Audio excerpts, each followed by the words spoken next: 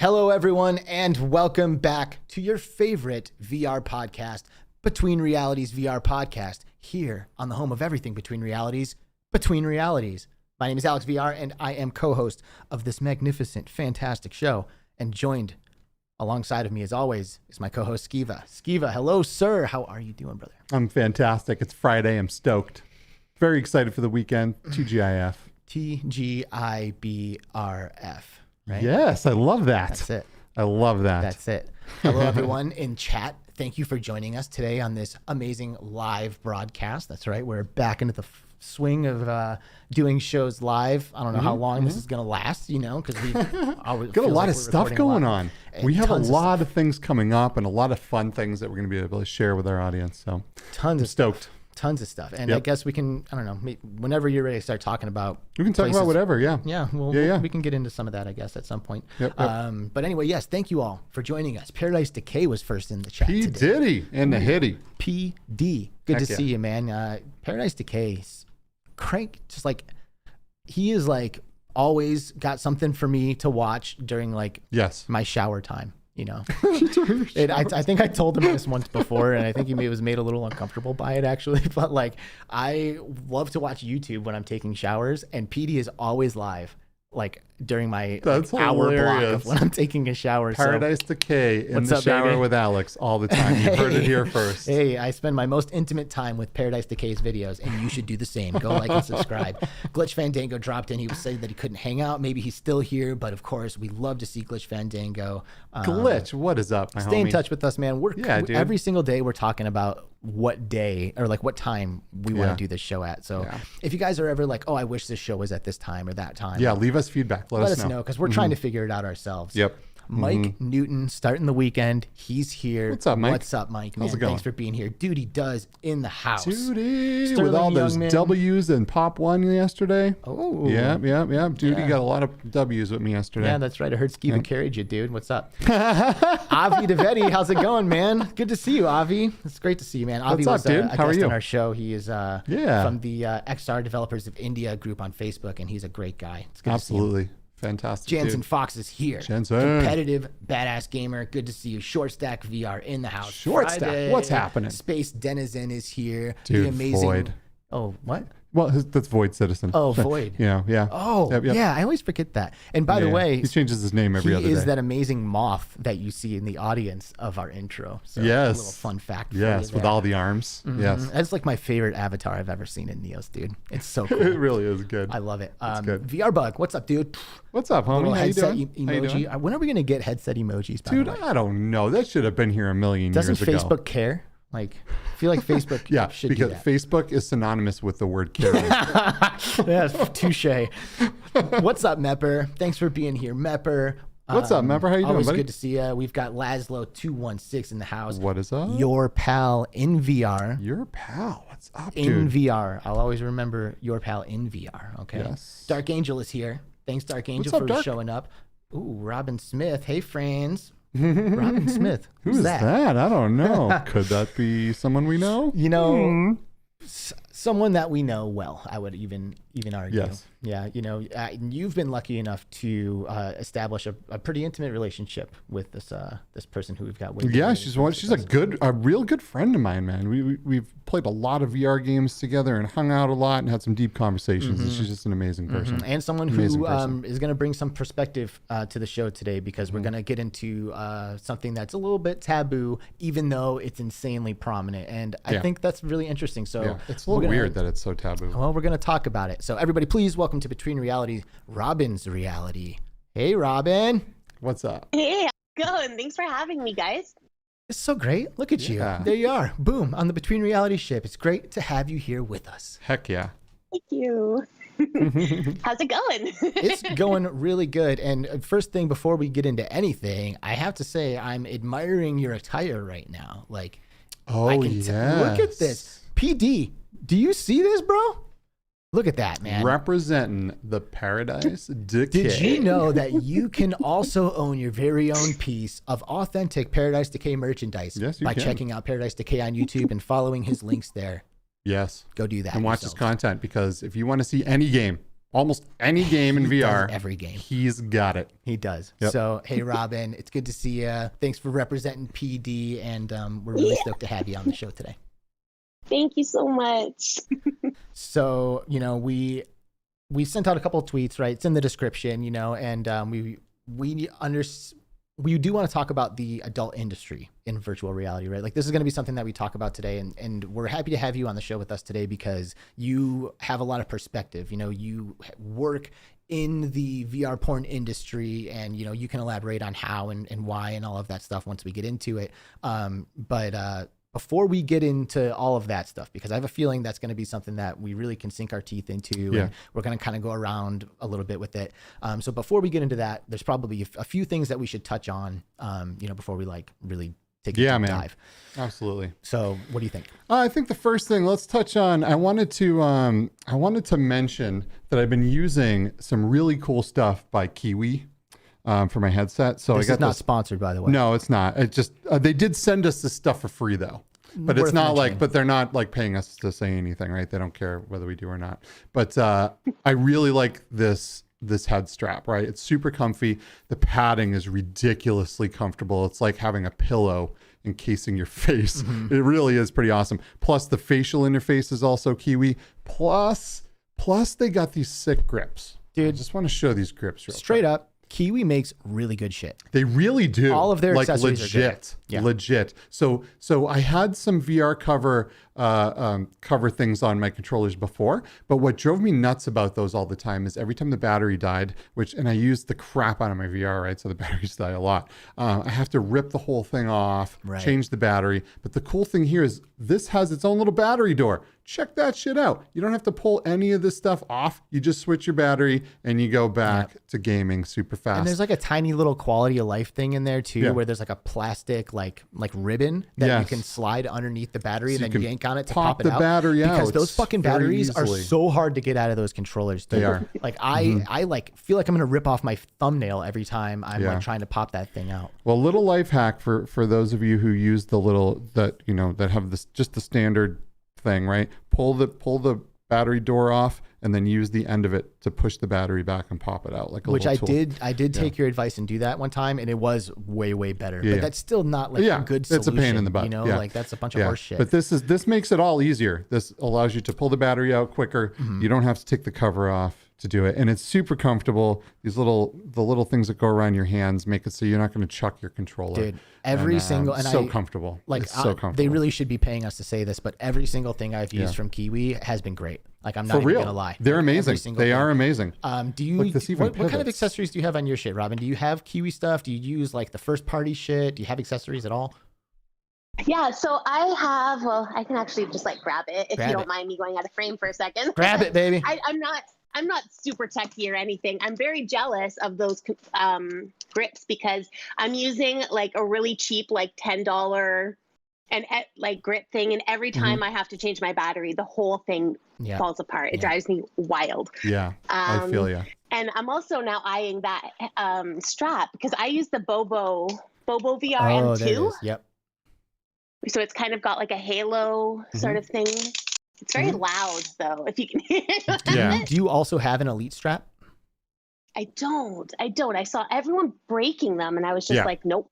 Right. To be honest, I'm not the kind of person that likes to deal with broken stuff all the time. I love my Elite strap too, but and I think that's the reason I love this thing is because this is just like the Elite strap with a few key differences, and that is with this you can kind of bend it like that, right, to take it on and off easier.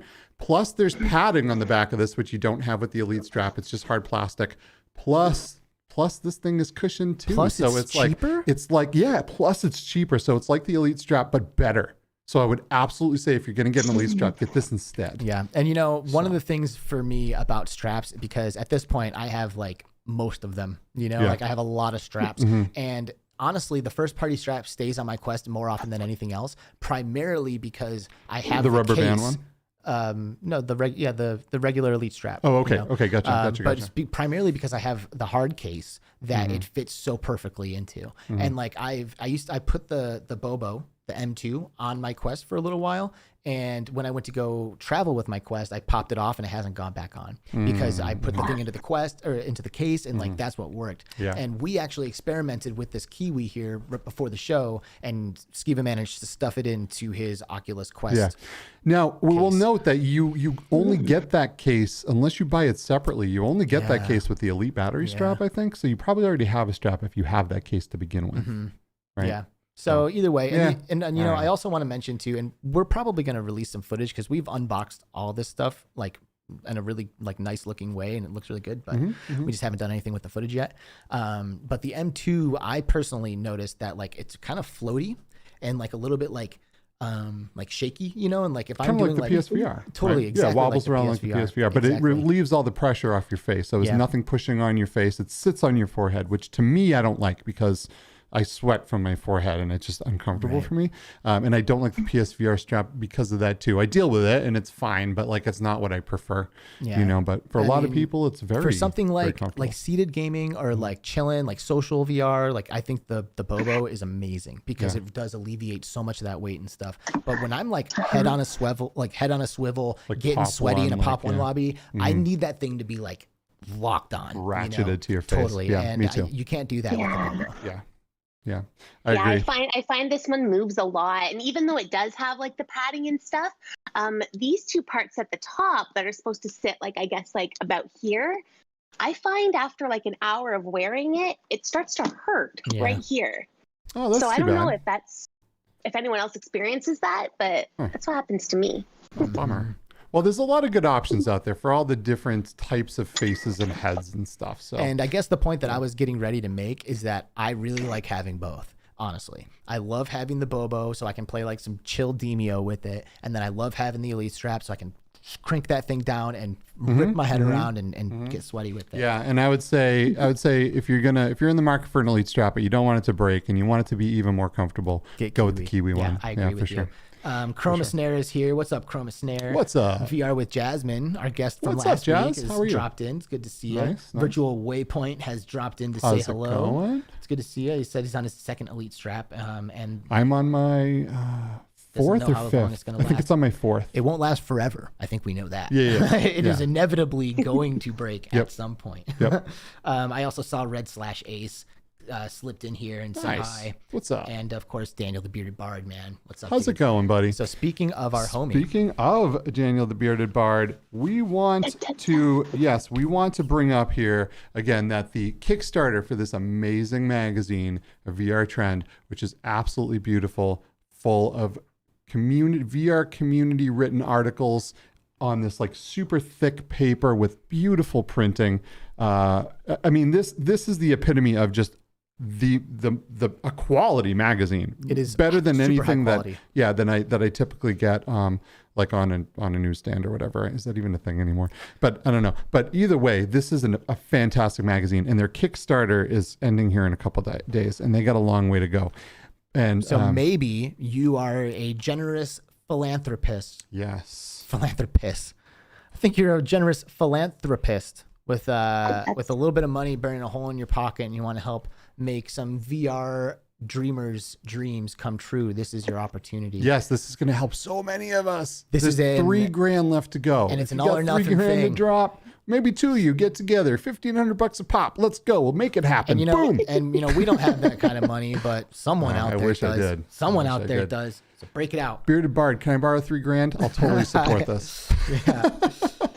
Yeah. But we love this magazine. We're contributors. Yes. We write for it and are happy to contribute without being paid or anything because we fucking think this is the shit. Yes. So and before I wrote a damn thing for this, every time this thing was coming, I was like checking my mailbox every damn day, which makes the post service very happy that I'm actually emptying my mailbox. I don't have to like cram shit in there. Do you normally just let no, dude, go? This is the only time I check my mailbox. VRTrend Magazine's coming. I'm going to the mailbox. Other than that, fuck all that. You're just stuff like that pulling comes out in. like dude. It's all shit. crap. I don't care.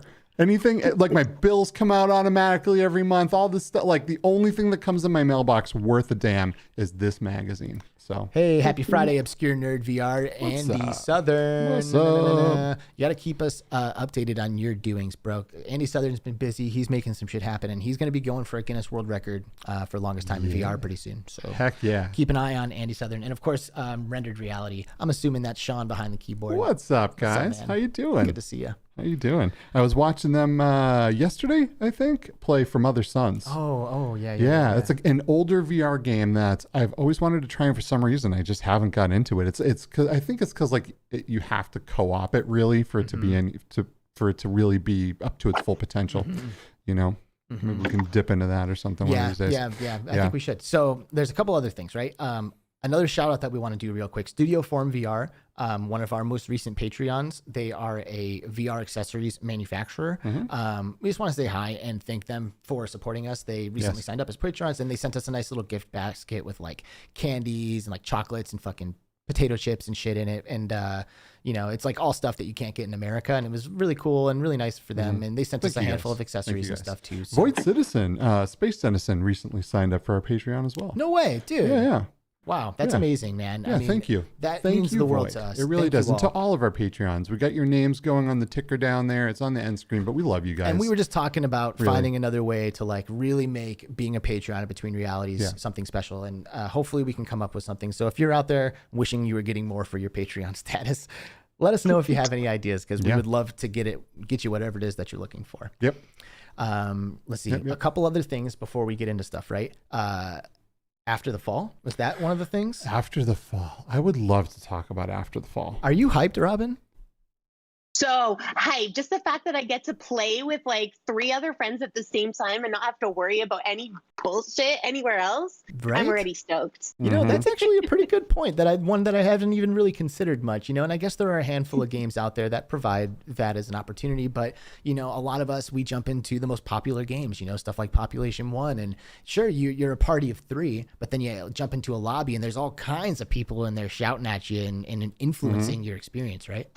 So when you hop into this lobby, you will be hopping in with up to 32 people, I believe, per lobby. Whoa. But their mics are only active to you if you friend them and join a party. So you'll see all these people running around. You can click on somebody's head. If you don't have 4 people to play with and you want to play with real people and not AI, you can click on them and you can party up with people and your mics go live. And it's a really, really good, it's a great system they have going, because you meet up in this really cool old retro 80s arcade that is now like the home of kind of like the resistance, if you will, right? We should probably mention that the reason you know this is because you fucking played this game. I did. I played it. I played it this past week. I didn't play this. This is like a Skiva exclusive. Like, he played it. It helps to work for Vertigo games. I guess right? it does. It does help. But yeah, I get to go in here with a couple people and we played, and Tamtu, the community manager, who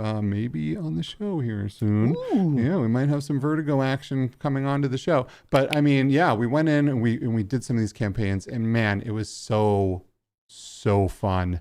It was so fun. Really? Now, if you look, like, I don't know 50, 80, 100 hours into this, how much it's going to hold up. Like, are you going to want to go back? And I'm not sure. I only played 1 level of this, right? But when I played this, I was truly having a blast. Nice. Like, so many enemies on the screen at the same time. And you can't really see that right here, but I swear there's like 30 plus coming at you sometimes all at once, just scaling walls, like just waves of these things, and you're just freaking out, right? And you only have so much ammo, and if you run out of ammo, there's no melee system, which is kind of a bummer, but so you're just screwed. Your teammates have to carry you at that point until you can find some more ammo. But like, you are literally like, so you come into these white, snowy, beautiful environments, right? It's all, I mean, it's post-apocalyptic, so there's that. The buildings are kind of decayed and broken down and all this stuff. But sometimes you can tell that there's like this fresh snowfall, right? Mm-hmm. It looks great. And then all of a sudden these zombies start coming at you, the snow breed, and you're just plowing these things down, and you're just covering everything in blood.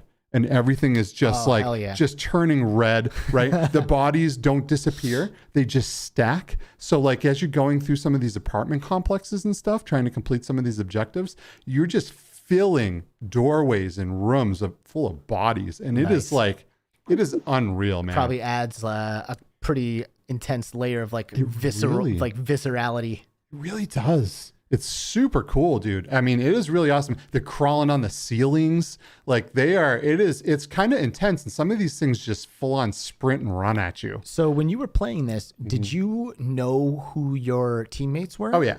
Okay, so this is people who you were like familiar with? Yeah. Cool. I personally feel like that I played with Mateo.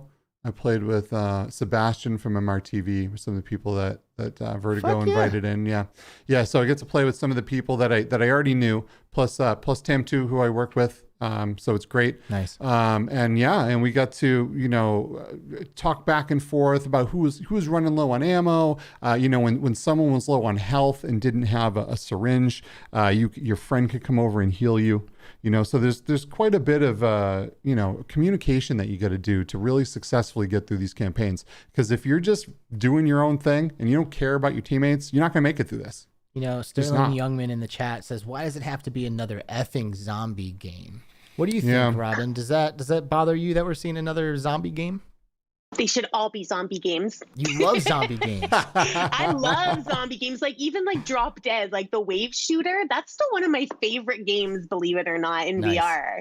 Like it's just easy. It's simple. You can like bring any friend in there that has a headset, and it's just easy to play with them. And Well, that doesn't surprise me, Robin. She turned her camera out the window before the show started, and I wasn't expecting to see it, but there's a full-on fucking cemetery there, like right outside the window. It's like you probably play these games just from your window on Halloween, right? Like you just like taking care of business. Yeah, if this is zombie apocalypse, the dead's gonna be rising. That's a hot spot where you're at. Going to be over for me at that point. So. Well, I'll tell you though, this is very different. This is a very different zombie game. The way that they approach this is just very different. I think. I don't think it's anything like Arizona Sunshine. I don't think it's nothing like The Walking Dead Saints and Sinners. This is very, very different. Well, but I feel Sterling. I hear you. I've mentioned this at other times. I think when this game was being announced, actually, I was like semi-vocal about the fact that I'm seeing another zombie game. And it definitely, to me, seems at first glance, it seems just like an overplayed trope. It's like, oh, look at this. Great. Zombies are popular, I guess. So that's why they're doing this. But the more I think about it, the more I kind of understand that it's like a formula that works for a lot of reasons. Number one is that zombies and like the walking reanimated dead is an international theme. Yeah. This is something that you don't have to be like American or Japanese or Chinese or like everyone is freaked out by this. Everyone has some story from ancient times talking about zombies walking around and shit, And I feel like you're not going to see zombies here that were like, that you can be like, oh, that was a dude that get bit by a zombie and now he's running at you. This is like, this is more like so long after the fall of man, right? After the fall, right? This new species has evolved to survive in this climate, right? So it's an evolution of sorts of your typical zombie. It is not the same as this leads me to my next point. Mm-hmm. My next point is that because on our last couple shows, actually, we've talked about like morality on the show, and like we talk about, is it okay to play a murder simulator, you know? And you felt weird when you were slitting the throat of a person, but these are not people. Right? Like they are creatures, even though they're humanoid shapes, they are the shape of humans.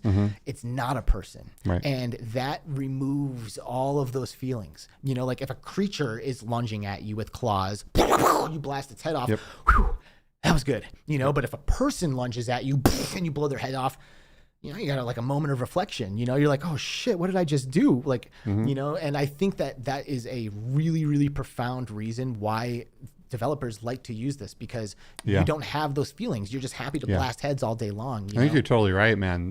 You do want to disassociate from murder sometimes, right? You don't want to feel like you're doing something wrong. No one feels bad about mowing down a horde of undead that are running at you. Right, exactly, because it's you or them. They're going to eat your ass. Yep. Right. Even though if it's him or me, it's like all of a sudden I'm like that scene in Saving Private Ryan where they're like fighting over the gun and he like slowly slides the knife in. It's like so much more real when it's another, like it's your brother. Like humans are our brothers and sisters, and we feel a certain way when we're shooting them. But zombies, man, all day long, every day, and it's international. And those two things right there, to me, it's like, why not use them? Like, that's what's gonna work. Yep. You know. Yep.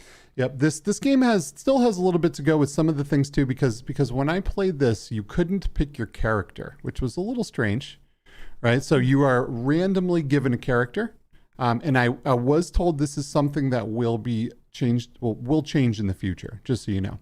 But yeah, at the time of me playing, at least, you could not pick your character, and I think it's going to release like that as well, because where they're putting all of their effort here is customizing your loadout, right? You're going to be able to do all kinds of things with the guns in this, right? You go out and you harvest the snow breed, right? And you collect what they, after they die and you blow them away.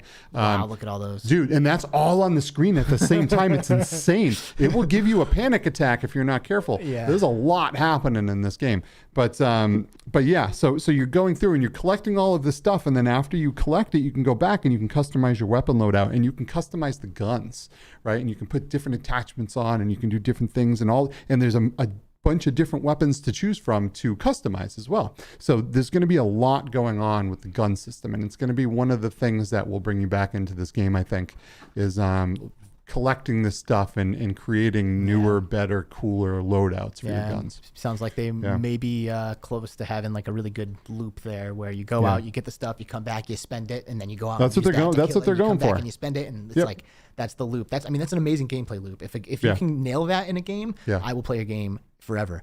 And Rendered Reality in the chat said, let's get it going.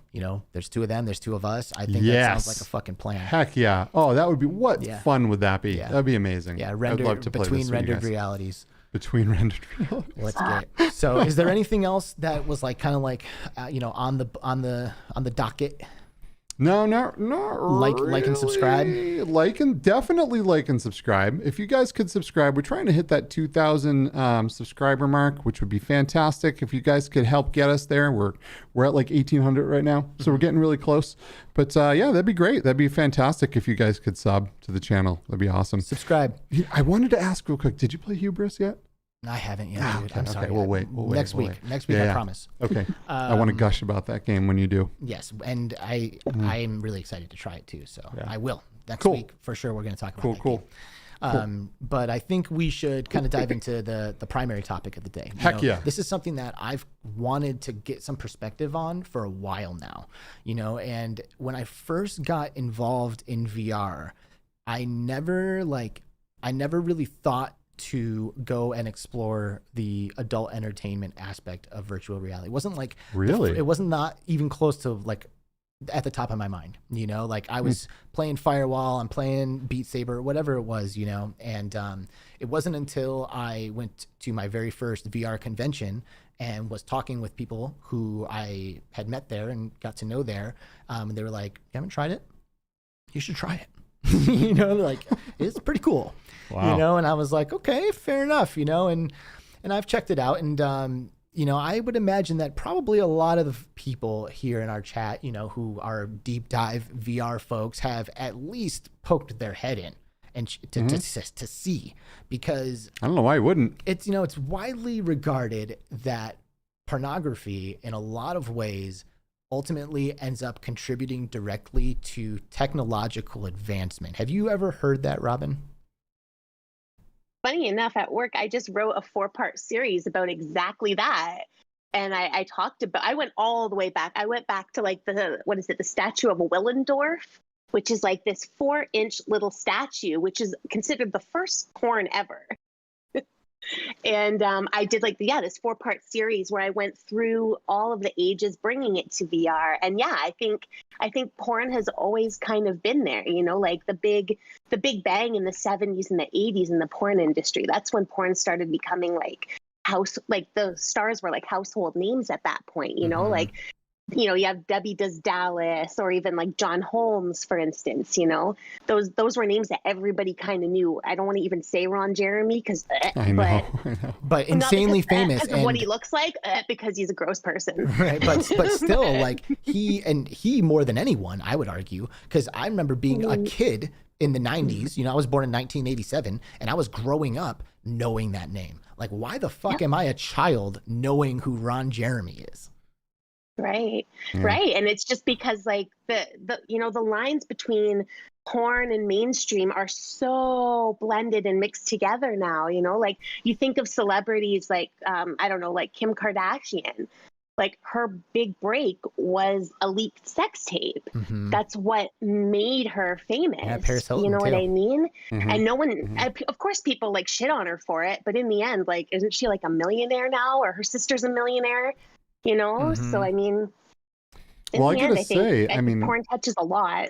Yeah, I think porn was one of the first things on my mind when thinking about consumer VR coming out.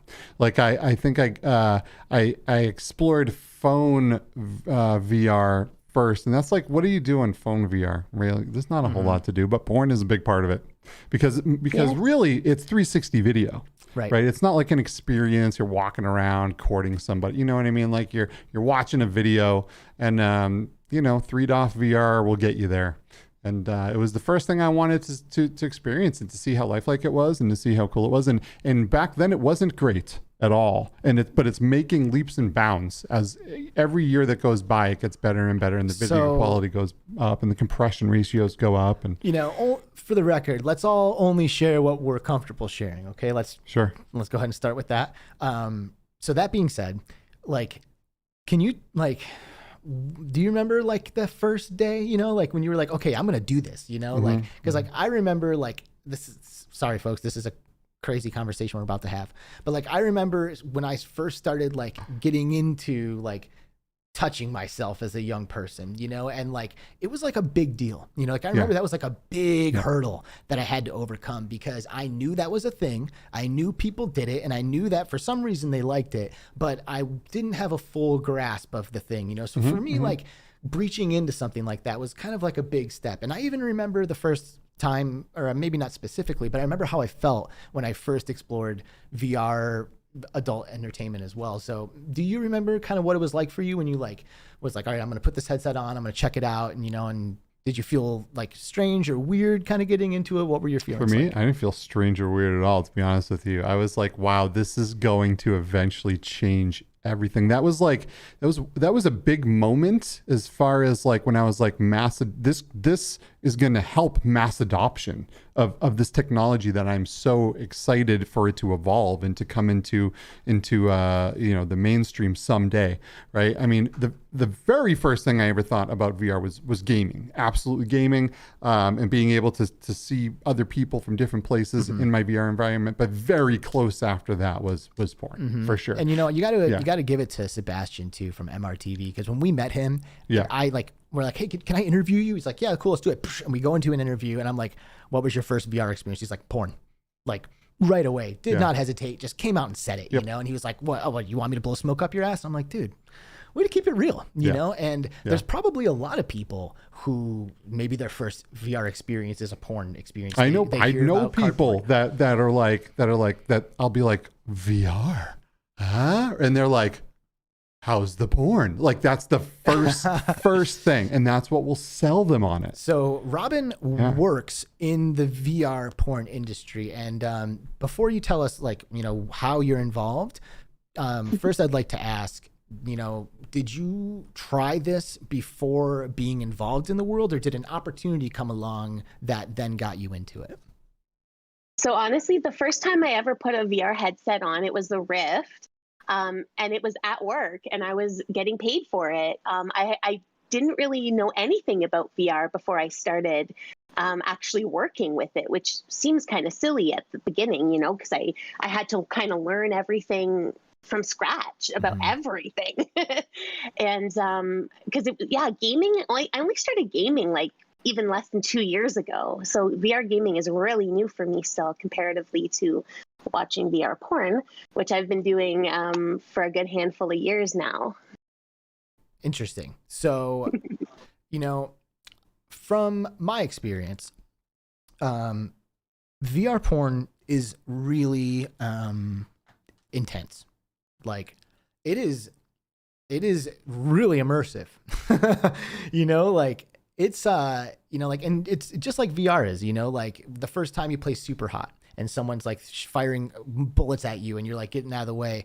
The first time I scoped out some of this stuff in VR, it was like kind of like some of those moments, you know, and I've noticed that, and for the record, and I mean this honestly, it's not something that I do regularly, you know, like if I'm going to check it out, this is like a special fucking occasion. Like I'm insanely bored, got way too much time on my hands. And it's like, you know what, let's fucking check this out, you know, and I'll go down there.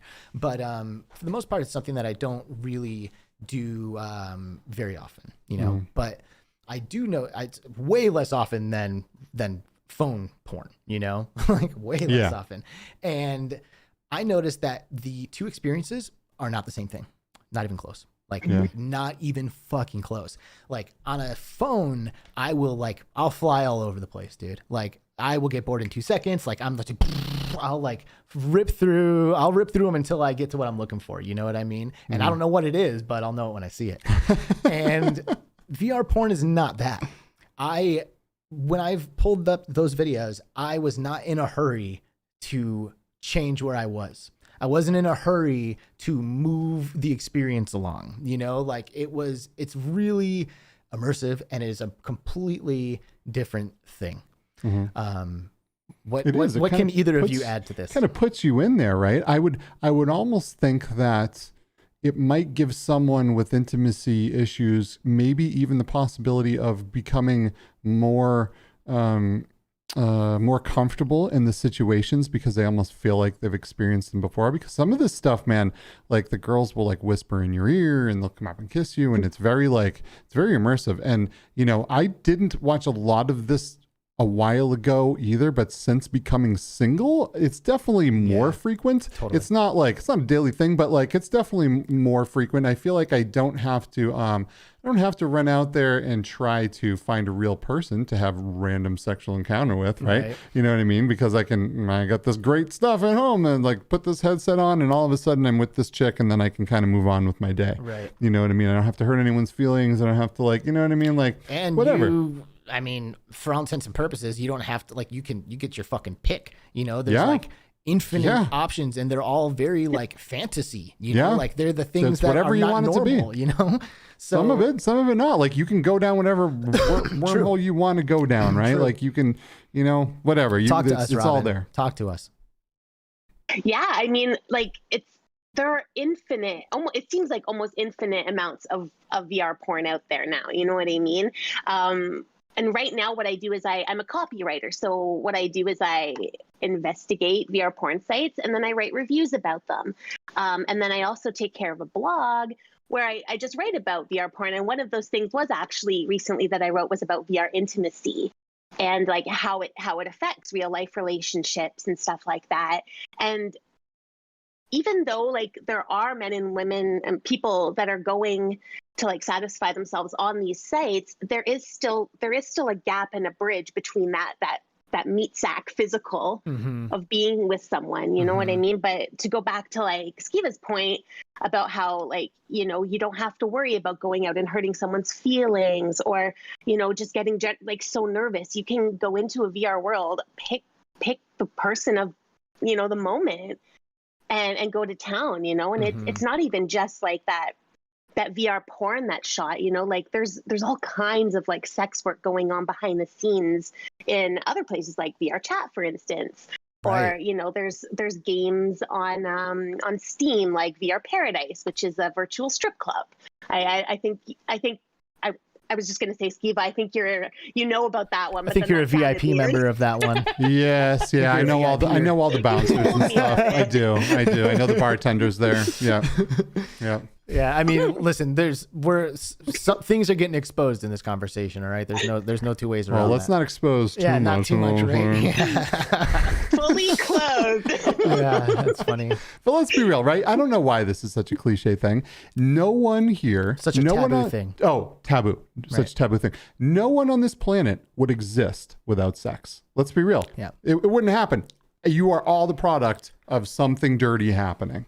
Right. So why are we all so like weird about it? I don't know. That's a great question, Robyn. Strange. What is it? What is it about like masturbation? Because we don't talk about this ever, unless we're talking about it very, very intentionally. You know, like we're here today holding this space, having a conversation that we know most people are not going to have, and most people don't want to have. Nobody wants to talk about their masturbation habits, you know, but why? Why? I mean, I think there are a few different reasons. The first one is just like society in general. Like, I think many of our cultures, we've been taught that it's bad. You don't touch yourself. You know, you save those bits for marriage. And you know what I mean? Like, those are just no places unless you're a priest. So, like, I'm not really. Sorry. God. Whoa. Sorry. Oh, man. Oh God! Oh boy! But yeah, so it does come up with like an upbringing and like societal norms. But I think it also just comes to the point too, where like we don't want to leave ourselves vulnerable. You know, if you start talking about very intimate parts of yourself, I think that leaves you open to a lot of criticism and, you know, just maybe fear. I'm not really sure. I don't know. Like I'm not here sharing my habits by chance, but I very well know the habits of the majority of North America. Yeah, right.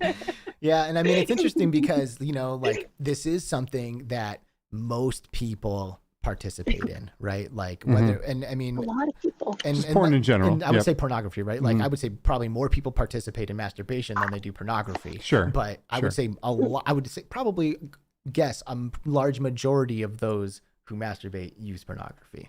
You think so? I would think so. I don't know. I don't know. But what do you think, Robyn? You're the one with all these numbers and stuff. Do you think most people do? Do I think most people masturbate? Well, no. If you're going to, will you use pornography? Like how many people? You know, like what percentage of the people who are jerking it are going to use porn? Well, you see, the thing is that the majority of the porn industry, it's made for straight white men. Yeah.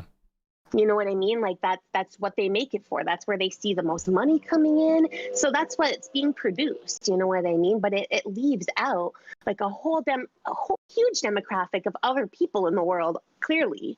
You know what I mean? But I think it's about like 70%, I think, of like people using porn sites are men. Interesting. So let me ask you this then, because you're doing copyright for, I'm assuming, these videos. When you put a headset on to like test this stuff, are you behind the eyes of a male? Yes. What is that like? I am. It's pretty immersion breaking. I'm not gonna lie. I mean, at first it's kind of like, woo, cool. Look at that. Yeah.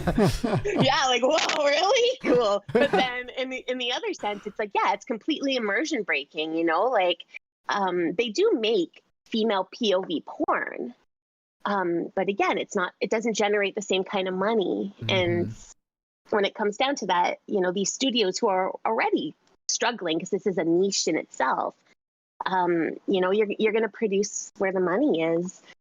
Like I know VR Hush, I think, has some pretty good female POV porn, if anyone's interested in that. Wow. So this, you know, I find this is all so fucking fascinating. All of it, you know, like being able to embody someone who has a body that is opposite of yours is strange, you know? And I mean, I guess women probably have opportunities to do this outside of VR porn way more often than we do as men, because a lot of like the default avatars in games are typically masculine, you know, like you're playing some fucking army guy and you look down and it's just a dude running, you know, like is that also immersion breaking for you, or have you like learned to kind of become comfortable with that? Like personally, I'm kind of used to it. You know what I mean? Like I kind of expect that. And even when I play games like with Pop One, I sometimes use the female avatars. But I usually use, who do I use? I use like the Ace. Oh, you know, I use a female avatar in Pop One. I usually do too. Yeah, I don't know why they're usually the cooler avatars. That's not immersion breaking for me, to be honest. It is a little for me when I look, especially when I look and I see like girl hands and long nails, because they do a great job with the avatars in Population One. So it's a little, you know, maybe it is a little bit, but I get over it really fast. Yeah, me too, for sure. I think it would be different if I looked down and my dude was gone. You know what I mean? Like that would probably feel a little interesting, especially because, like I said, I mean, this really is transportive, you know, like it is a different experience to me to watch a porn through a VR headset than it is to see it on a phone. It is like night and day. But you know what? There's still a lot of people that are using like phone powered viewers, like the Google Cardboard. A lot of websites, like I think Bedoink VR, they send you a free Google Cardboard type headset when you join a membership. You know what I mean? So like there are a lot of people that are getting them, but even like an ex-partner of mine, they told me like, oh, VR, that's weird. Like I tried it on my phone. I'm like, no. No. But there's still a lot of people doing it. So in the articles that I write, I have to include that and I have to test that as well. Well, you know, and it is night and day. You know, I personally am not in a hurry to use my expensive VR equipment and like computer and stuff like that to navigate these types of websites, because a lot of times it's so easy to infect your shit cruising around looking for porn on the internet, you know? And I guess that's primarily because a lot of times people are looking for free porn, you know, and I guess free versus paid is a whole other kind of conversation, you know, but you're out there looking for shit on the internet. And I mean, when I was younger and just trolling around on the internet, being a horny little fucking teenager, I fucked up my computer royally. So I learned from that. And like now, like, I'm not really in a hurry to use my Quest. It's funny how viruses use my PC. It's funny how viruses are in the conversation, whether you're using a PC to get with someone or not, right? Like yeah, it's always like gotta stay clean. You know, what about the next thing from Meta? Yeah, Meta. Well, you know, whatever. The Quest condom. There you go. Do you know everyone? Do you know of any instances where like VR headsets have been like compromised, or like, you know, systems are compromised as a result of like surfing around doing this shit, you know, or is it all pretty good for the most part in your experience? You know, like, can people browse confidently, or should they still be really careful? I think if you're browsing free sites, you should definitely err on the side of caution. When you have with pay sites or like, you know, premium sites, a lot of the time that stuff is a lot safer and you can just download it, you know, straight onto your headset or onto your PC first to vet it. And so that's what I normally do. But yeah, the second you get into free porn, that's when it starts to get a little like you don't know what you're going to click on. Yeah, and that's just a conversation about internet security, viruses and malware. You know, it is what it is. People will always try to accomplish their agenda, especially on their free, on the people that are not paying for their products. You know what I mean? And, you know, I wish I had a poll going right now, because I would love to see what people like. How long until this video gets demonetized? Right? That'd be a great, that'd be a great little poll. So one thing that you said that you like had researched or talked about, and that I want to get into, is the effects of VR porn and like your relationship, you know, or like, let's say, you know, like you're married, which I am, you know, like what can you say about this topic? Can you start us off? Yeah, well, there's a lot of kind of things to break down first, right? You know, like, you know, we're talking about porn so far as like this just like really good normal thing, which is great, and I think there are super good aspects about it. But there also are the bad parts of porn. You know, there is a really bad history. You know, if you've seen the news in the last couple of years, you've seen a lot of stuff coming up by a specific tube site that people use quite often. And so there is a bad side to porn. And I think people see that and they don't want to be associated with it, first of all. But then those who are, I don't know, like for me, for instance, I'm going to go off track a little bit, maybe. So I watch a lot of VR porn. Like it's just my job. And so I don't use it for personal reasons, like at all. I'm so completely desensitized to it that like when I see it's just like normal, like I'll start to do work on my phone and then in public and then be like, I can't do this here. Like I'm going to get a fine or something, you know, like it's just so normal. And I am completely desensitized to it, I think. so that makes me question. It makes me think if someone else, like in their personal time, is watching as much porn as I am, I feel like they would probably feel like some sort of desensitization too, right? That's what I would think. I think you get desensitized to everything, right? We murder all the time in VR and we become desensitized to that. I mean, whatever you see constantly, you're going to become desensitized to eventually. Well, but we don't become desensitized to actual murder. We just become desensitized because you don't do it all the time. If you murdered people all the time, you'd become desensitized to that too. Yes, that's true. But what we're talking about is like stuff that like spills over. You know, like we're talking about the shit that spills over, you know, because like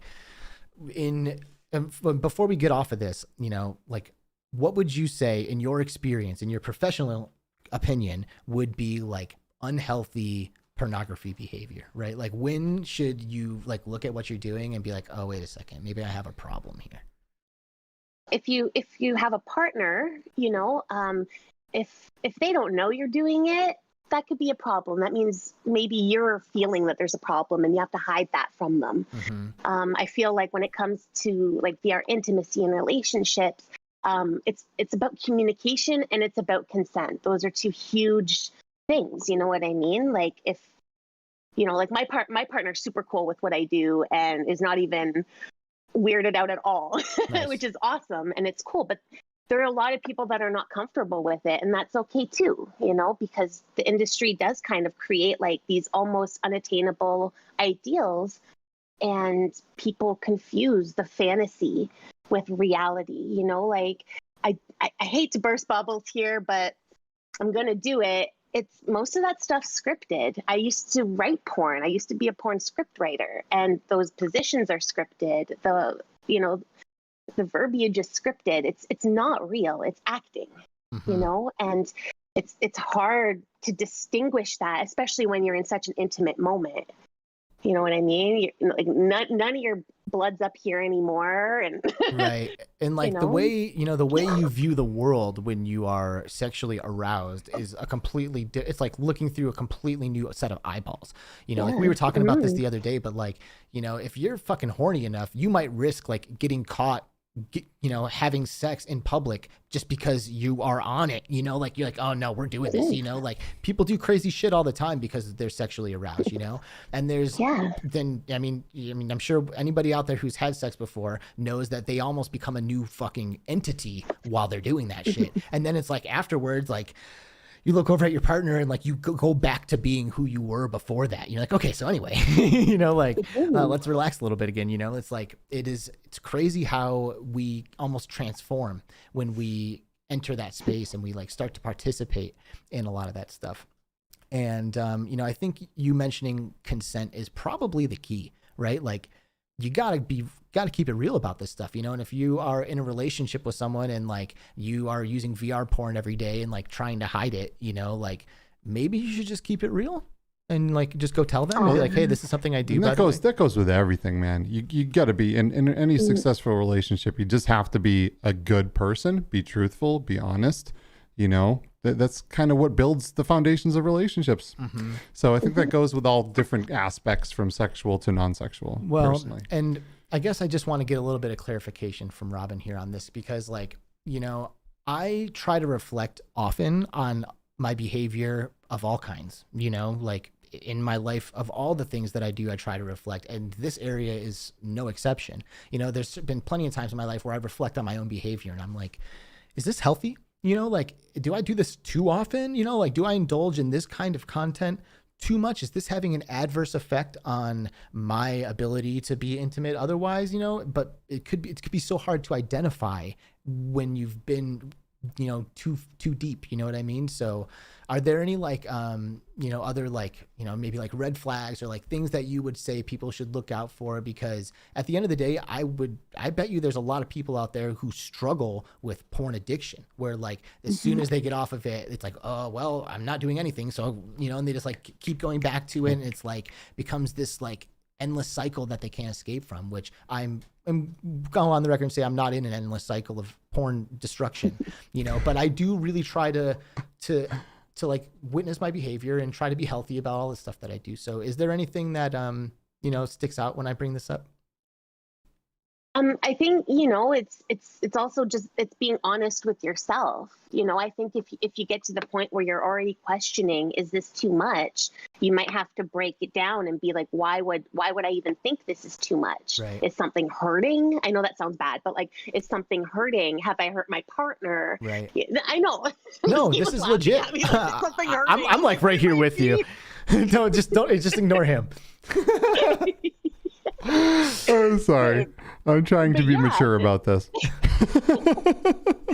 But I think it's different for everybody. You know what I mean? Like, everyone has a different threshold, and I think you just have to be honest with yourself. And if you find yourself just watching VR porn all day, maybe try to like have a conversation with yourself and figure out why. What else in your life? Like, why is there nothing else in your life that you want to do instead of this? Because I can't be the person that says, this is too much. That's or this true. is, because everybody is so different. Right. And, sex and in like intimacy and all of that, it is such a profound expression. And I use the word expression on this show all the fucking time because I feel like I often feel like that is at the core nature of existence. Like, it is why we are here, is to express ourselves. And sexual expression is such a huge part of the human experience, and everyone expresses themselves differently. And it's no different than like in art, for example. You can give the same canvas and paintbrush to 100 different artists and you have an insane variety of products as a result of that, and sex is no different than that. It's all expression. It all comes down to expression. So if you're into like the super, like, I don't know, like dungeon style shit, like BDSM, I think it's called, like that stuff, like that's your expression. There's nothing good or bad about that. It's like art, like you're expressing yourself, you're vibing, you're feeling it, you're connecting. Like that is really what it's all about, isn't it? Yeah, well, that connection for sure. And then again, I keep saying it, but then again, it comes down to consent as well, especially in BDSM, relationships and stuff like that. If there is not clear communication and not clear consent, that's where you're bordering like some very dangerous territory, and I know there's a lot of that stuff online, and that's kind of like the dirty underbelly of the industry, I think, is the stuff that's going on without permission. Without permission. Yeah. That's not good. No, I mean, not necessarily like, I don't want to say the R word, but not necessarily rape, but I just mean, like if say you do a video with your partner consensually, but then you break up and one of those partners shares the video or puts it online, that's fucked up. I'm sorry, but like, no, it is. That's really fucked up. And that can ruin somebody's life because society sees that as bad unless you're Kim Kardashian. Well, I think this is a really important conversation to have right now because this stuff right now it's like not super available. You got to have like a headset, and I guess a cardboard would work too, right? But like still, it's not as like accessible as just grabbing your phone and opening up a website. So there is that aspect of it. And then two, the technology is still kind of like rough, like we're not quite there. We don't have like the teledildonics all set up and dialed, like we don't have all of that shit, and I have seen some takes on the internet, and one that I thought was really good, where someone was talking about VR arcades, and they were like, the only way I see VR arcades succeeding in the future is if they are adult entertainment. And I was like, oh, and that really got the gears turning for me. And I was like, yeah, I can see that because, at this point, we don't have any reason to go to a VR arcade. None. Zero. Other than like, I don't know, maybe making a video to promote it or something. What happened with regular arcades too? I mean, it gets to a point where the technology becomes so cheap and readily available that everything is available in someone's house. Right. But what are you going to do in a VR arcade that you would do like? Well, here's the thing. You're not going to buy teledildonics, right? Especially if you are one of those people who's not open about what their Does everyone here know what teledildonics is? I don't know if it's something we should explain. Yeah, it's like a machine that emulates the shit in VR. Yeah, and it can connect via the internet to other people and synchronize its actions Not even necessarily. We're there, people, though. Yeah, we're there. A program too. But this stuff exists. People use this stuff in VR chat and Neos and all different ways, along with things like, I don't want to bring haptics into this, but haptics vests and stuff like that to touch.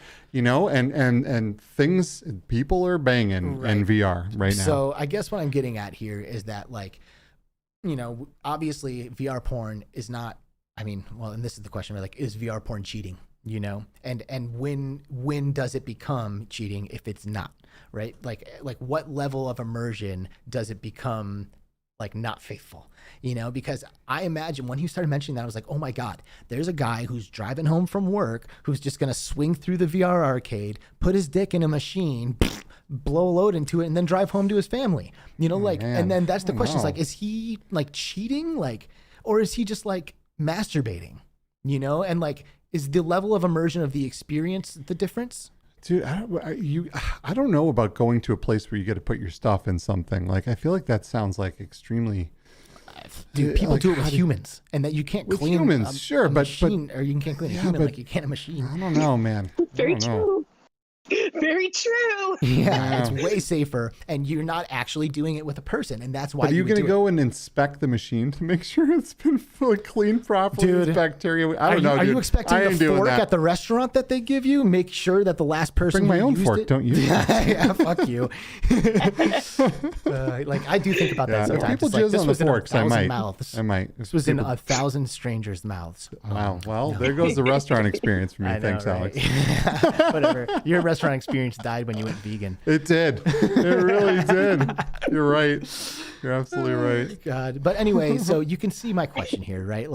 And I'm not expecting either of you to know the answer to this, but it's an interesting fucking thing, So we're talking about when it becomes unfaithful if you're in a because I think Robin kind of mentioned that already, right? It really comes down to your relationship. It's can you talk to your person about this? And if you can't, that's probably a problem. And I think maybe a more interesting conversation is this ERB. Is it called ERB? Is that right?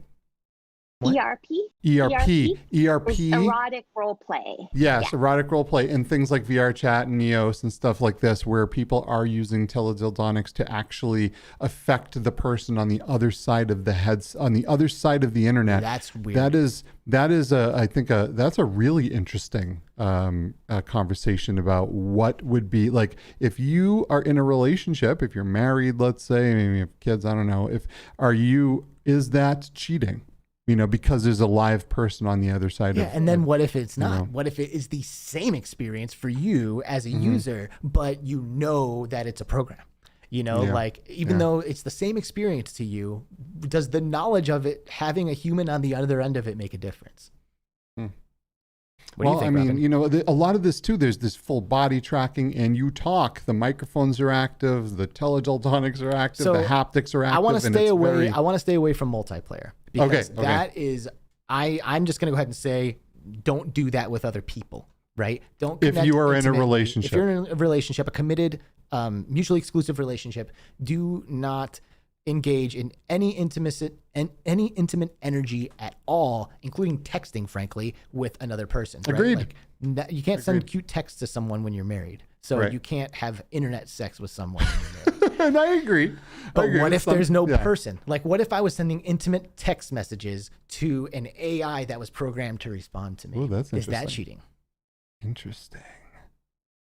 Wow, is that directed to me? I don't know. I'm just throwing shit out there. I'm waiting for someone to bite one of my hooks here. Yeah, I don't know. We've seen some interesting things like Ex Machina, some movies like Ex Machina, that. Such a fucking good movie. If you've never seen Ex Machina, go watch that. It's super good. We've seen stuff like Black Mirror, right, where someone's spouse dies and then they order an AI version that comes in a robotic body that simulates that person almost to a T. So it's interesting, right? Because I think as we progress down into the future, I think we're going to get to a point where it's going to be very hard to distinguish between artificial intelligence and actual human consciousness.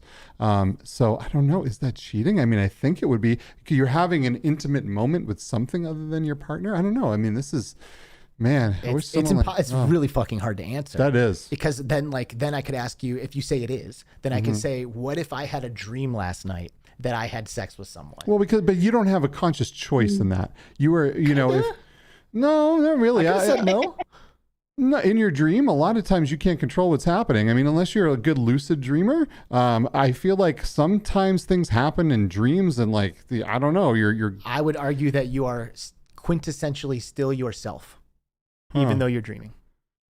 Well, and you might make decisions that would be atypical of what you would decide in the real world, but quintessentially, it's still you. That's my argument. Sure, and that could very well be more. I don't know, because when you go somewhere and you do something, I go into, I'm putting on a headset, I'm firing up a website, I'm clicking on this thing. Every step of that has to do with me doing this having thing. Having intention to do that thing. When you're in a dream state, it's almost more like, things are happening to me. And in that moment, how are you responding to those things that are happening to you? So what if I went to bed wishing I had a dream where I was sleeping with someone sure else? Now sure. Anyway, what question. I'm getting at here is that this is fucking gray. All of this is gray. There is no black and white here. And Delirium Drew in the chat. Hey, what's up, Mateo? He's here. No more flirting with Alex over text. Sorry, baby. I gotta stay faithful. What's up, Mateo? What's up, Delirium Drew? Drew. Saw Creeper Betty in there for a minute though too. Everybody's here. Thanks guys for showing up. Drew says cheating is up to the two people or more in the adult relationship, and I think that really is it. Yeah. And Robyn, I hate that you fucking hit the nail on the head so early in the conversation, but you did. You have to talk to your partner, period. Yeah. If this is something that you are excited about, interested in, even remotely, and it makes you feel away, it makes you feel kind of strange, you should probably talk to your partner if you want it to be something that you do. And if you know that they're going to say, I'm uncomfortable with that, then you have a decision to make, right? What's more important to you, making your partner comfortable or getting off on VR in whenever you feel like it, Yeah. Well, you think, again, not trying to bring haptics into it. Hey, by all means, and for the record, we've been reached out to by companies, and I'm sure of it. We've gone back and forth on it. I wouldn't say you should expect to see any involvement, but I also would not say it's impossible. Yeah. And stuff like that, just think about how intimate and how immersive it is, even when you just you hug your friend when you're wearing them, in Neos, you know what I mean? You say hi to your friends, you give them a hug, and it's I'm almost hugging this person.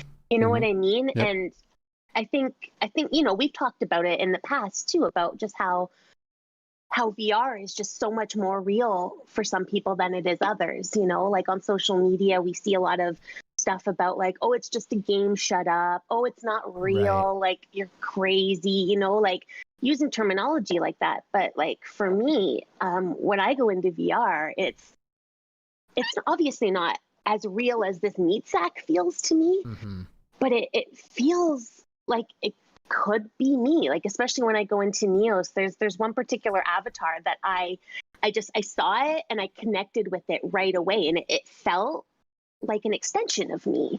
So if we're running around in virtual worlds feeling these kinds of emotions and these intimacies already, that has to spill over when it comes to our sexuality, right? And you mentioned something there that gave me a really warm and fuzzy feeling when you said that you saw this avatar and you entered it and it felt good and it felt like an extension of you. I often feel like our bodies are literally the same fucking thing. You inhabit your body. Your body is an extension of you, but there is a huge separation between the you and the meat sack, and that's why we're able to talk about all this stuff, because when we are in virtual experiences, your brain doesn't care anymore. Your brain says, I don't care if it's the meat sack or not. I'm going to start taking this shit seriously. And that's evidence. There's evidence of that in any fucking Richie's Plank video that you ever watch. With these fuckers jumping off the end of this thing. They know they're in VR, but it only takes them 2 seconds to jump with both hands extended, fucking swan dive off of this shit and into their TV. So imagine a VR porn experience where the plank is there in front of you. people are jumping off, you know, and it's like, that can really have an effect. You know, it can have a profound impact on your real life, I would say. Yeah, but then there are like cool parts, but even cooler parts too. You know, like I think like going back to Teledildonics, like I think it's Love Vents is the brand, and I think they have a capability. Wow, capability through their app, which allows you to record sessions that you've had with partners. And then you can just like stick that guy back on at a later date and have the same that's experience. Interesting. That's interesting. That goes into a whole nother set of moral implications, like recording your sexual activity, not just in video, but your actual emotions to be felt again at another time. That's kind of weird. That's kind of weird because that's so then like cheating. You think cheating if you have an entire computer full of all your ex-partners. And anytime you've ever had sex with someone, it's recorded to re-experience on the fly. Wow. Yeah. It's an app with your, like you twin it with your phone or whatever device you're using, and you can just relive it. So then I wonder if you can then distribute those patterns on the internet as well, right? Like imagine you have an intimate moment with someone, and that feeling and the emotions and all, you know, every bit of energy you put into that can then be distributed, almost like if you recorded your session on video and put that out there for somebody, right? How much? Wow, this is all wow. So, and you know, I want to bring it back to the arcade thing real quick because, you know, I personally, even though it didn't really seem like anybody agreed with me, I still think that there's something here, because I would not be in a hurry, even if I was open about it, to have like a sex robot in my house, you know, which is basically what this is. Like we're talking about a fucking sex robot. I don't know, because we had porn theaters for a while there, right? But there's this weird thing about that whole thing being seen going into one of those. Even renting porn from video stores. You know, you might want to go there and rent a porn for the night or something. I don't know, but you're not going to walk in, pick something out while everyone looks at you picking out your porn and going up to the counter and checking out. Right now, you actually have to stick your stuff in things. I think they will. That's what I'm saying. There's some people that will, but some people that will want to, that will never ever go down that route. I know I would never walk into a place like that. I don't know. Well, I don't know. Remember when we were at that head shop like a year ago, and there was a porn rack, and like we were talking about, we're like, who the fuck comes in here and buys a magazine? And the guy who was working the counter was like, a lot of people. Wow.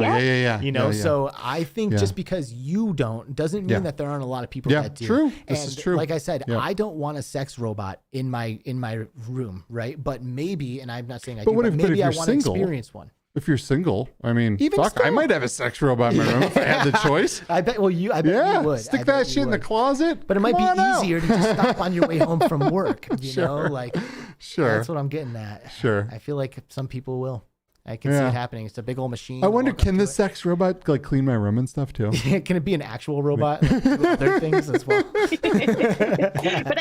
think about it, like when peep shows, and sex theaters, like, became the big thing, and like it was 60s, 70s ish or so, they became like such a big thing. And I know there's one in Montreal here that's still like alive and kicking, but you don't go in there, because if you do, I've heard that there are I'm not saying anything bad about people without homes, but there are a lot of homeless people that can go in there and watch you and they kind of just like hide in the corners and jerk off, you know. And I don't know. See, that's kind of like, is that consensual? Yeah. Well, I guess if you're walking in the door, anything that happens in there is consensual, right? Like you're there. I gotta say, I've never had to click accept to so many comments in the chat. I know. That's funny. Do we have a fucking mod in the chat? Like, what are you guys making us do this for? I could just turn that shit off and make it so anything flies, but I have to do so next show. But I don't want to do that, because I got to give some more people mod rights. Yeah, we do need some mods. Oh, PD's a mod. Yeah, PD, if you're watching, just accept everything unless it's super terrible. Yeah, unless there's hate in it. Like, really, anything goes here as long as it's not hateful. Yep. You know, and that will always be the case on our show. Like, period. So you can count on us to keep it fucking real here, and you know, not mess around. Have those hard conversations. Yep. Absolutely. Yep. So what, because we're kind of getting there a little bit now. Robyn, what are like some misconceptions or like some stuff that you can clear up for us? You know, because I'm sure there are a lot of ideas about VR porn or a lot of like misconceptions that exist that, you know, maybe if people understood a little bit better, they could navigate the space a little better, you know. So is there anything that comes to mind when I ask that? Like, is there anything that you think would be easy to clear up? Oh my gosh. I want to be like, is there an example? Yeah. I'm not sure. Yeah, no pressure, you know, but like a lot of times, you know, people who work intimately with stuff like this, they encounter a lot of like common reactions. You know, someone would be like, oh, isn't it this? And then you have to like explain to them, no, it's not that. It's X, Y, and Z, you know? And I always want to make sure that, you know, when we have a guest on the show, that they have an opportunity to kind of alleviate some of that stuff, you know? Like, for example, one of the things I saw in chat was that there, and you've kind of touched on this, is that there really isn't a lot of female-friendly VR porn that exists. You know, as a female in VR, you know, do you feel that? Like, do you think that there are still enough resources? And I know you've talked about that a little bit, but I'm just using that as an example of something that maybe we can go into before we start to wrap up the show. I mean, if we're talking about female POV porn, there's definitely not a lot about it. But I think they're using it. Yeah. Do women not like? Is there like? I mean, I imagine that there's like a disparity between like porn consumption with men and porn consumption with women. Like, I imagine men have a different intention maybe when they go into a pornography experience. Is that true? I mean, I think if you're going to watch porn, it's to get off. Yeah, that's really the only intention, right? Like, I would, unless you're me and you get paid to watch it, not do that. But I don't know, just with porn, with VR porn, it would just be great if people just talked about it a little more and had honest conversations about it. Mm-hmm. You know what I mean? Because there's good and there's bad, like anything else. And I think there's a lot of possibility. And I think, again, it's going to push VR forward. Like right now, you know, watching, I think I saw in the chat someone mentioning, like, you know, the VR porn that you watch, it's janky. It's full of like... Yeah, it is. Actually, I definitely experienced a little bit of jank. And it's nauseating. And it comes down to like actually just taking measurements and stuff, you know, like my biggest pet peeve when it comes to VR porn is when a producer directs one of the talent to come in and kiss the person who's wearing the camera, right? Because for me, it's just like a giant beak coming in at you. Yeah. You know what I mean? True, but I gotta say, that's probably my favorite thing. I gotta be honest with you. Because like if you close your eyes like it's happening, it's very immersive. Just saying.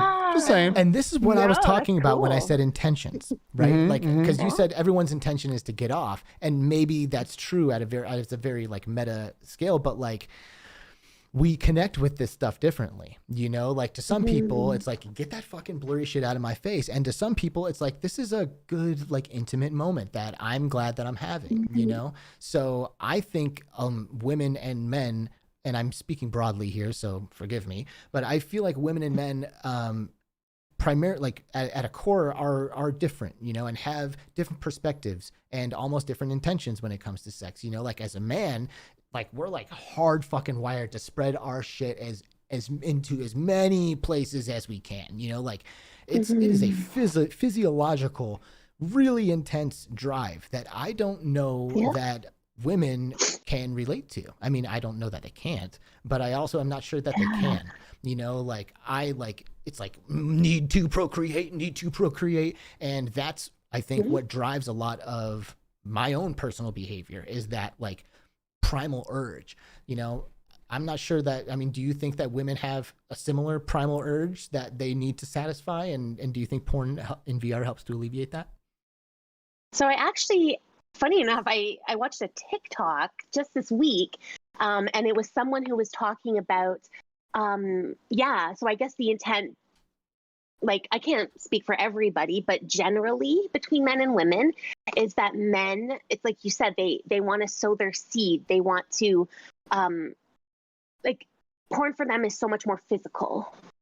You know what I mean? It's the physicality of it. It's, you know, it's like sharing your seed and, you know, your one partner can only have you type of thing. Whereas women tend to be more emotionally attached when it comes to that stuff. So, you know, when you think of like some porn, for instance, is like really, really rough.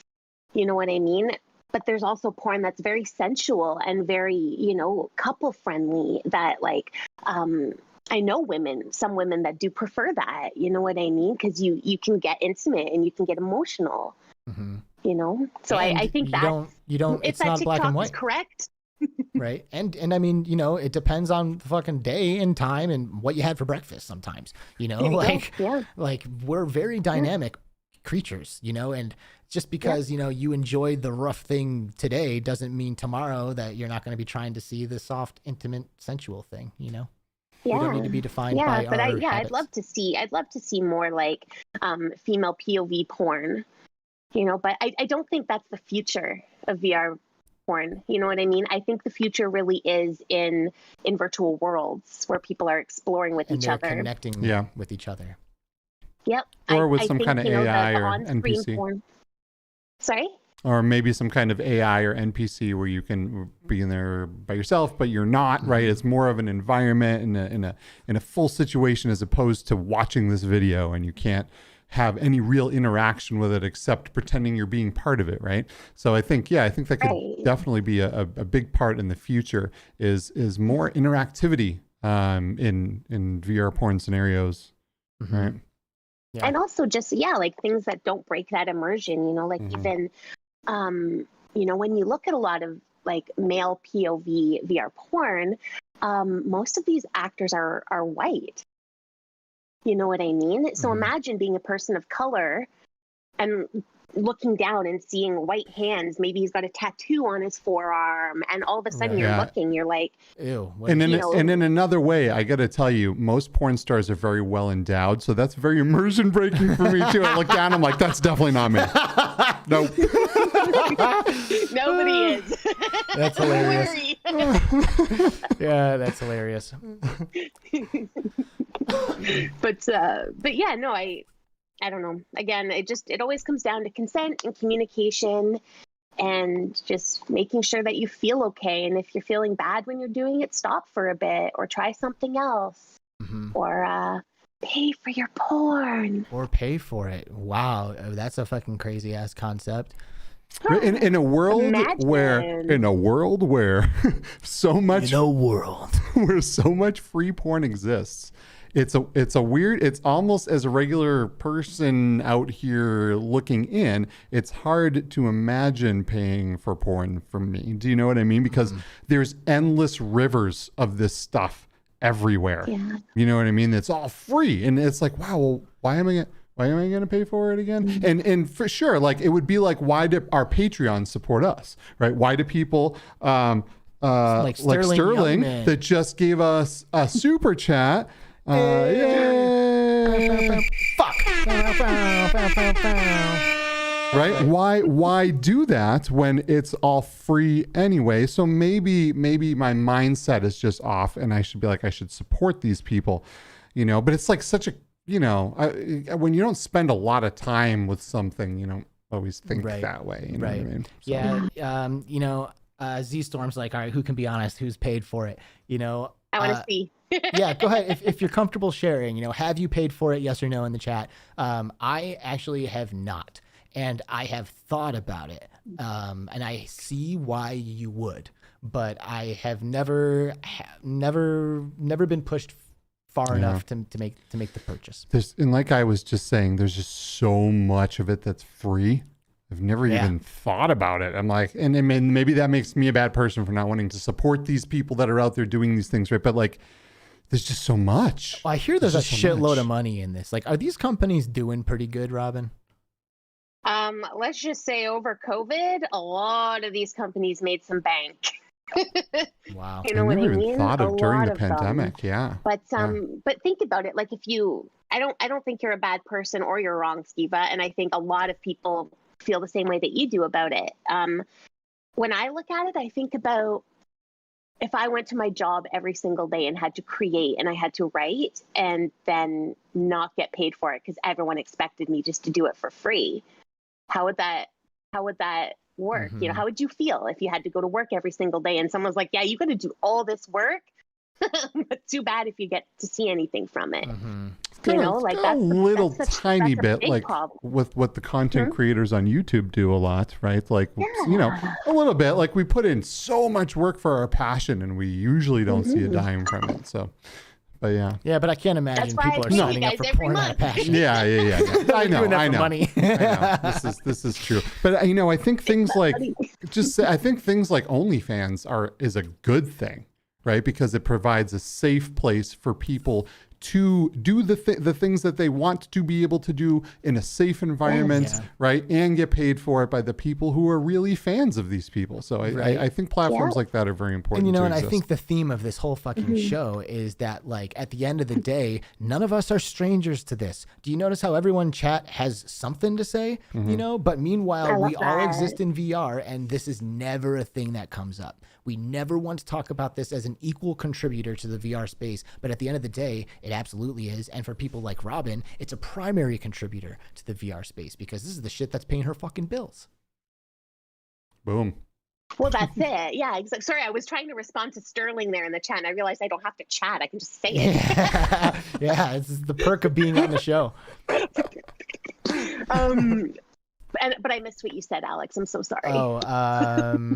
I don't know. I missed what I said too. Oh, we got 10. It's okay. We've got $10 from Creeper Betty PSVR. What's up, Creeper Betty? Thank you so much. You too. She says, hugs to you all. Robyn, I love you. I think you're great. Awesome subject. I only have Oculus and PSVR, but I've always wondered.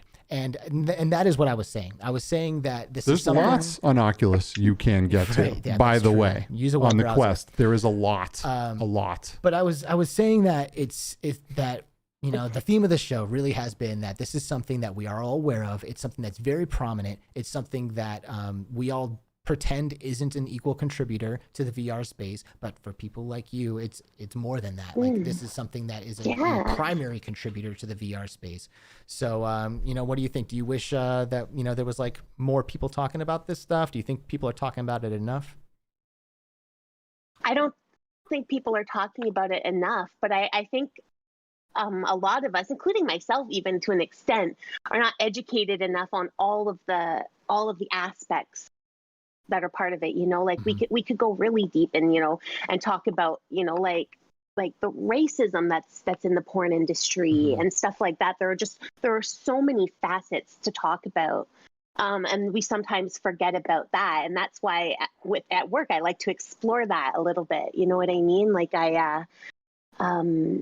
Duty, for instance, I know he's been creating a spreadsheet about games, like VR games and accessibility and stuff.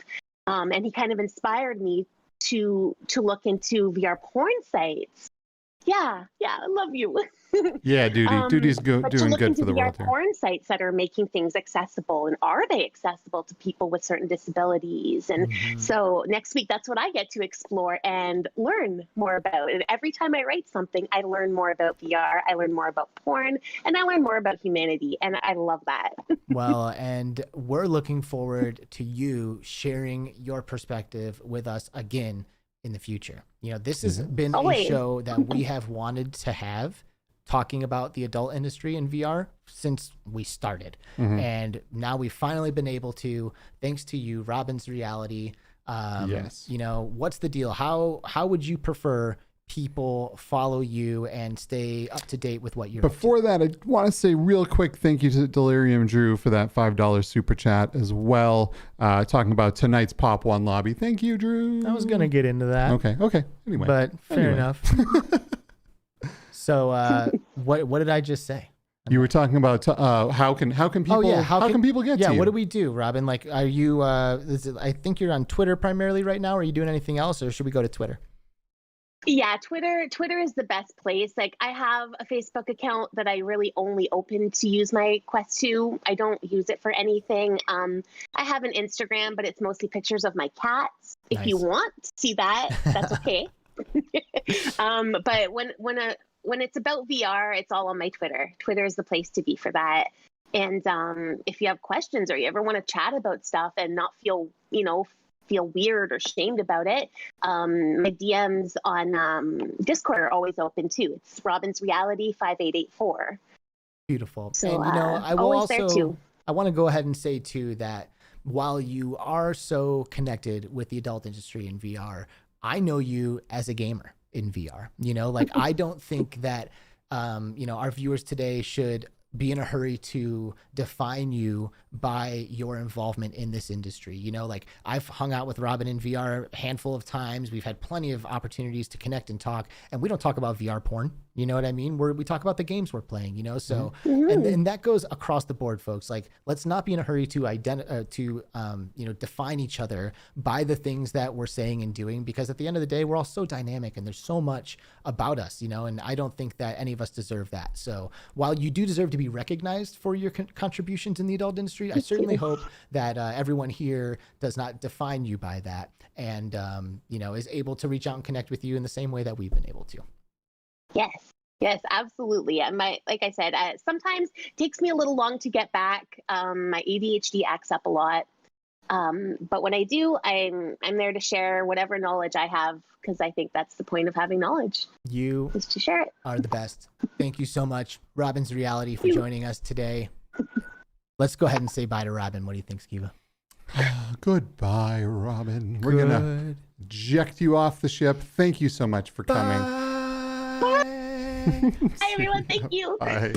And just like that, never to be seen again, she has been ejected from the ship. So now, Delirium Drew, thank you for the super chat, dude. He said, thanks for another great show. Thank you to Robyn for coming.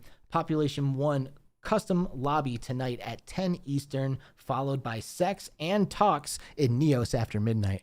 That's right, everybody. We're going to be having VR sex tonight in Neos, so come and join us.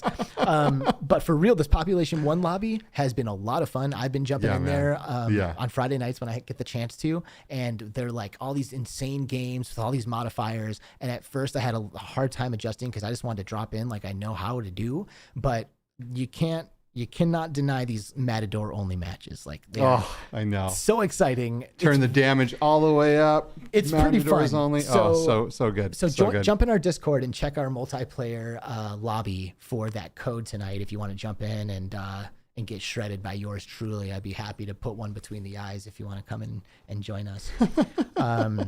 That was a really great talk. I've wanted to touch on this forever, and I'm so glad that we got to. Yeah, for sure, man. And it makes it so easy to have someone so awesome like Robyn to be able to come in and contribute and just make the whole conversation easy to have, friendly, and identifiable. And so we thank her a whole lot. And yeah, this was great, man. This is great. There's so much more we can talk about. It's such a huge thing, right? I mean, but yeah. We'll have to save it for another show. Well, you got to start somewhere, you know what I mean? And that's what we're trying to do here. We're trying to start these conversations, because it's important that we get some kind of understanding as we navigate this stuff, like I personally feel better after having this conversation about how to navigate this space, and I know I'm not the only one. Thank you all so much for joining us today. Z-Storm Games, Virtual Steve, we got Game On Scorpio, Duty Does, XRDI, that's Avi. What's up, dude? Sterling, Creeper Betty. So many awesome people. Drew, we love you guys. Thank you guys. Thank you guys all so much for being here. What are we doing next? So next week we have Your Pal. There were some scheduling things. We're gonna have to pre-record this one. Unfortunately, we were doing so good with the live stuff, but it doesn't matter. It's gonna be a friggin' awesome show. What about that other thing you were telling me about? That like bonus one that we got coming up. When is that? That is. We're not telling you what it is yet. I think that's right after that. That's after this one. No, it's not during the week. No, it's first week of December. Okay. I think. Yeah. We have a pretty cool bonus episode lined up right now. We do have a couple really good ones. Yeah. We're fucking stoked. Like and subscribe. Thank you all so much for being here, and we will see you tonight in Pop 1. And if you don't join us tonight, we will see you next week with Your Pal in VR, a great friend of ours, and we are excited to talk to him. Have a great weekend, everybody. Bye-bye. See you guys.